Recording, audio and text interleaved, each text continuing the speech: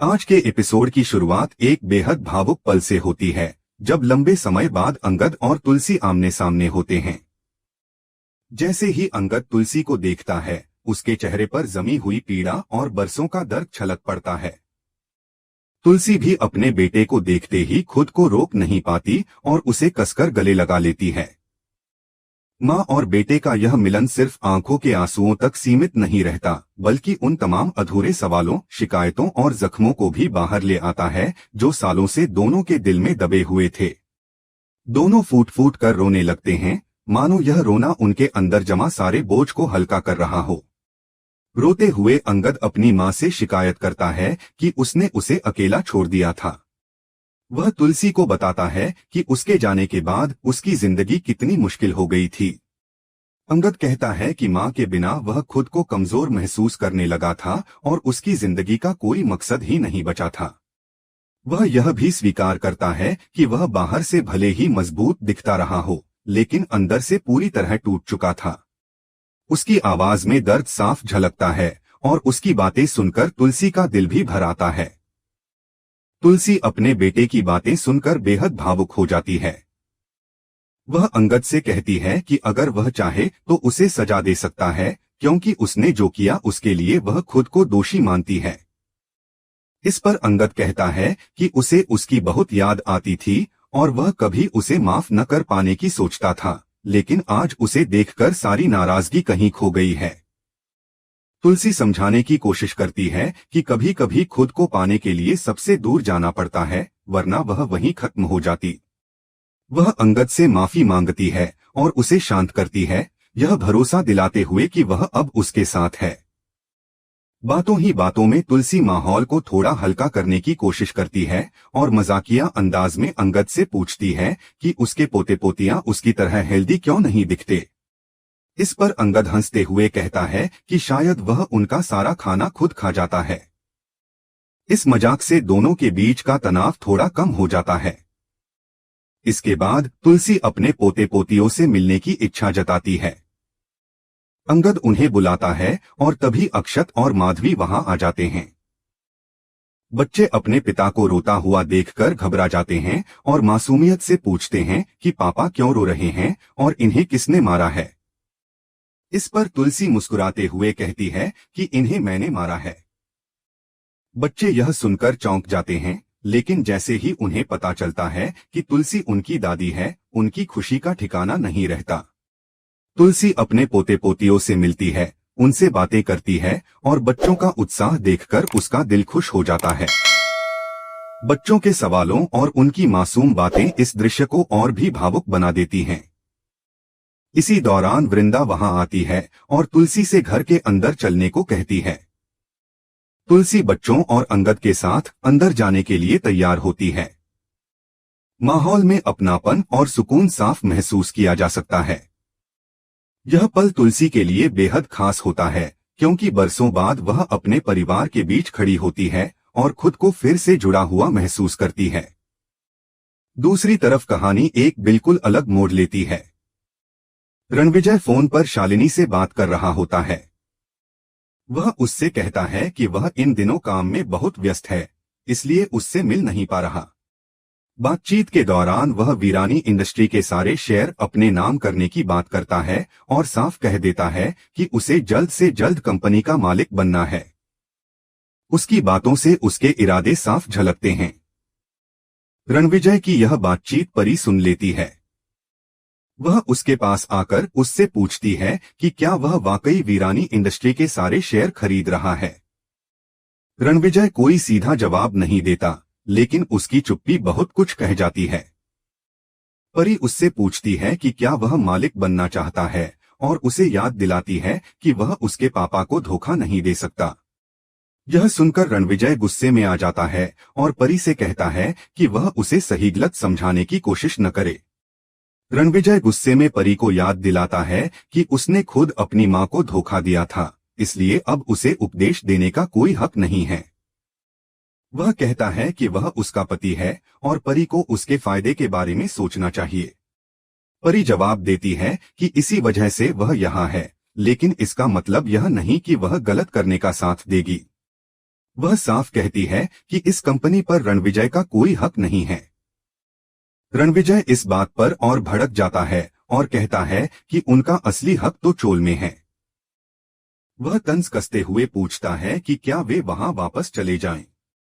वह परी को याद दिलाता है कि वही सबसे पहले चोल छोड़कर यहां आई थी, इसलिए अब उसे चुप रहना चाहिए। परी टूटे हुए स्वर में कहती है कि वह अपने किए की सजा भुगत रही है। रणविजय उसे नाटक न करने की चेतावनी देता है और धमकी देता है कि अगर उसने ज्यादा सवाल किए तो वह उसे चोल में छोड़कर आ जाएगा। रणविजय वहां से जाने लगता है। तभी परी उससे पूछ बैठती है कि शालिनी कौन है और क्या उसका उसके साथ अफेयर चल रहा है। इस सवाल पर रणविजय बिना किसी झिझक के साफ कह देता है कि हाँ, उसका अफेयर चल रहा है और पूछता है कि क्या परी को इससे कोई परेशानी है। परी गुस्से और सदमे में कहती है कि वह क्या बोल रहा है, वह शादीशुदा है और उसकी एक बेटी भी है। वह उसे घटिया इंसान कहती है। परी की बात सुनकर रणविजय का गुस्सा इस हद तक बढ़ जाता है कि वह उस पर हाथ उठाने लगता है। लेकिन तभी उसकी नजर गायत्री पर पड़ती है और वह रुक जाता है। स्थिति संभालने के लिए वह परी से कहता है कि वह जाकर खाना खा ले और उसे चुप रहने की हिदायत देकर वहां से चला जाता है। गायत्री परी के पास आती है और उससे पूछती है कि क्या हुआ। परी कहती है कि सब ठीक है। गायत्री पूछती है कि क्या रणविजय उस पर हाथ उठाने वाला था, लेकिन परी इनकार कर देती है। गायत्री को यकीन नहीं होता और वह कहती है कि शायद उसने सब गलत देखा होगा। परी कहती है कि रणविजय उसका पति है और वह उस पर हाथ नहीं उठाता। गायत्री साफ कहती है कि परी झूठ बोल रही है, लेकिन परी उसे अपने मामले में दखल न देने को कह देती है। गायत्री उदास होकर कहती है कि वे तो बस इस घर को बर्बाद होते हुए देख रहे हैं। जाने से पहले वह परी से कहती है कि जब भी उसे जरूरत हो वह उससे बात कर सकती है और वह हमेशा उसके साथ खड़ी है। यह कहकर गायत्री वहां से चली जाती है, जबकि परी अकेली खड़ी अपने टूटते रिश्ते और बिखरती जिंदगी के बारे में सोचती रह जाती है। गायत्री के वहां से चले जाने के बाद कमरे में एक अजीब सी खामोशी छा जाती है। परी अकेली खड़ी रह जाती है और उसका मन बुरी तरह से भारी हो जाता है। बाहर से वह भले ही खुद को संभालने की कोशिश कर रही हो, लेकिन अंदर ही अंदर वह पूरी तरह टूट चुकी होती है। वह मन ही मन सोचती है कि वह अब किसी से भी खुलकर बात नहीं कर सकती। उसके दिल में इतना दर्द भर चुका है कि उसे लगता है अगर वह बोलने लगी तो खुद को संभाल नहीं पाएगी। उसे लगता है कि यह सब उसकी ही गलतियों का नतीजा है और वह अपने माता पिता को दुख देने के पाप की सजा भुगत रही है। उसका दिल बार बार यही कहता है कि शायद यही उसकी किस्मत है और उसे यह सजा अकेले ही सहनी होगी। परी खुद से वादा करती है कि वह किसी के सामने अपनी कमजोरी नहीं दिखाएगी।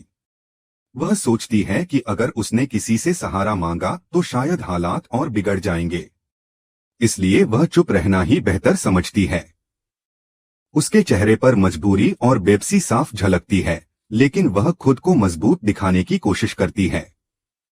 उसके मन में रणविजय की बातें गूंजती रहती हैं और हर शब्द उसके दिल को और ज्यादा चोट पहुंचाता है।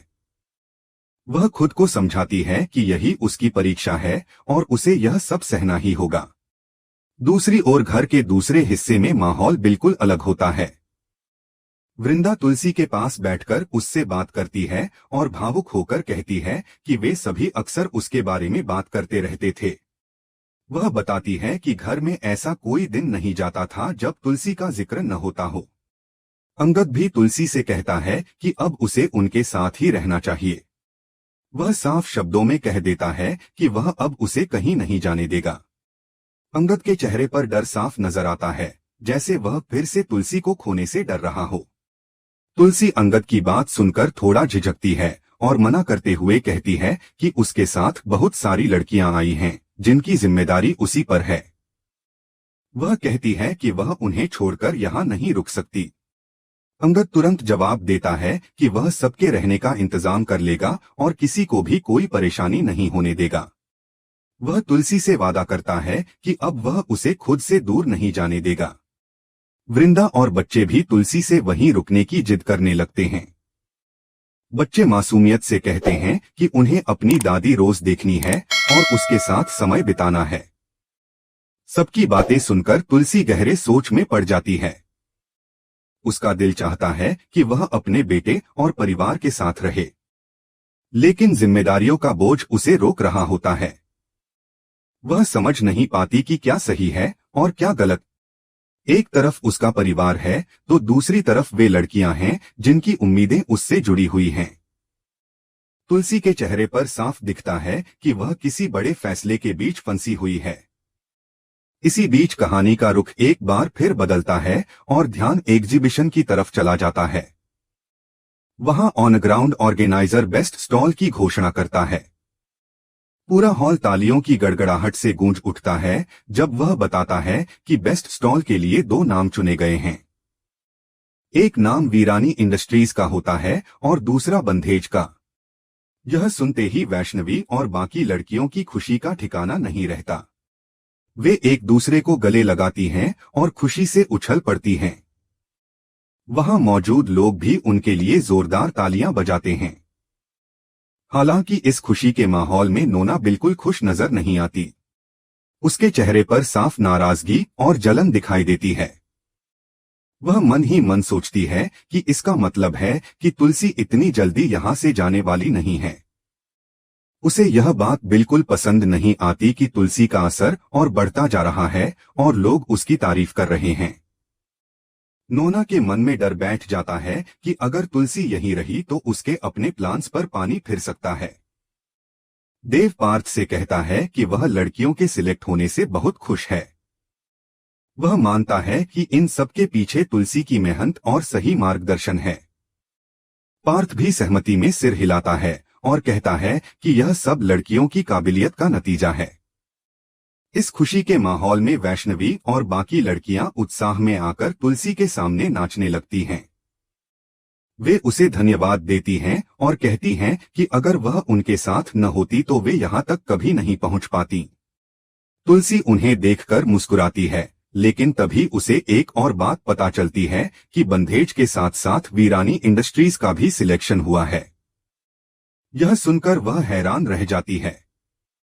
उसे उम्मीद नहीं थी कि दोनों ही जगहों पर एक साथ ऐसा नतीजा आएगा। वह कुछ पल के लिए सोच में पड़ जाती है, लेकिन फिर खुद को संभाल लेती है। तुलसी वैष्णवी से कहती है कि उनका मुकाबला किसी और से नहीं बल्कि खुद से है। वह समझाती है कि उन्हें किसी को हराने के लिए नहीं बल्कि खुद को बेहतर बनाने के लिए आगे बढ़ना चाहिए।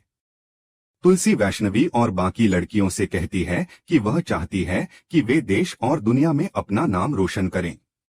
उसके शब्दों में गर्व और उम्मीद साफ झलकती है। तभी अंगद का फोन आता है। वह तुलसी को बताता है कि सबके रहने का इंतजाम हो गया है और किसी को भी कोई परेशानी नहीं होगी। यह सुनकर तुलसी एक फैसला लेती है और लड़कियों से सामान पैक करने को कहती है। वह उन्हें बताती है कि अब उन्हें वहां से जाना है। दूसरी तरफ घर में नोना का गुस्सा चरम पर होता है। वह अपनी झुंझलाहट सूची पर निकालती है और कहती है कि टिम्सी मिताली की जिम्मेदारी है, उसकी नहीं। वह साफ कहती है कि टिम्सी को घर आने के लिए कहा जाए। सूची शांत स्वर में जवाब देती है कि वह आ रही है और सब संभाल लिया जाएगा। लेकिन नोना का गुस्सा कम होने का नाम नहीं लेता। इसी दौरान मेहर वहां आ जाता है और नोना को छेड़ते हुए कहता है कि गीता में लिखा है कि जैसा कर्म करोगे वैसा ही फल मिलेगा। वह तंज कसते हुए कहता है कि इंसान को अपने कर्मों का फल भुगतना ही पड़ता है। नोना गुस्से में उससे पूछती है कि वह उसे ताना क्यों मार रहा है। माहौल और गर्म हो जाता है। तभी मिहिर हस्तक्षेप करता है और कहता है कि मेहर किसी और के लिए नहीं बल्कि खुद के लिए बोल रहा है। मिहिर की यह बात सुनकर नोना चुप तो हो जाती है, लेकिन उसके मन में चल रही उथल पुथल साफ दिखाई देती है। इस तरह एपिसोड का यह हिस्सा कई भावनाओं, फैसलों और टकरावों के साथ आगे बढ़ता है, जहां एक तरफ रिश्तों की गर्माहट है तो दूसरी तरफ साजिशों और गुस्से की ठंडक जो आने वाले समय में और बड़े तूफान का संकेत देती है।